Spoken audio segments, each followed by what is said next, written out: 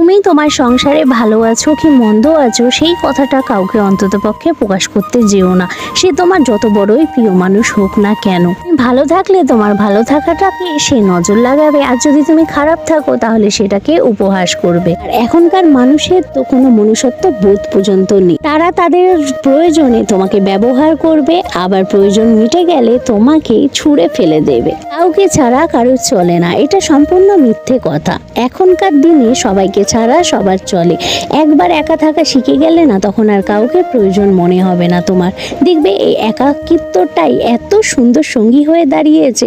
নিজেকে নিজে তখন ভালোবাসতে ইচ্ছে করবে, কোথার থেকে সময় কেটে যাবে তুমি টেরই পাবে না। তারই বন্ধু বান্ধব আত্মীয় স্বজন আশেপাশের লোকের সাথে সঙ্গে থাকার থেকে আমি মনে করি একা থাকা অনেক ভালো।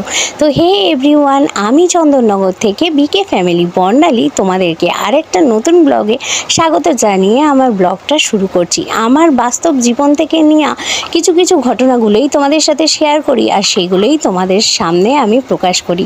তোমাদের আমার ভিডিওগুলো কীরকম লাগে অবশ্যই কিন্তু একটা কমেন্ট করে যেও, কমেন্ট করতে ভুলো না। এসেছি একা, যাব একা, মাঝে কিছু মুখোশধারী মানুষদের সাথে দেখা। তাই তো কীরকম লাগলো আজকে ভিডিওটা অবশ্যই কিন্তু জানিও। তো চলো আজ তাহলে আসি, টাটা।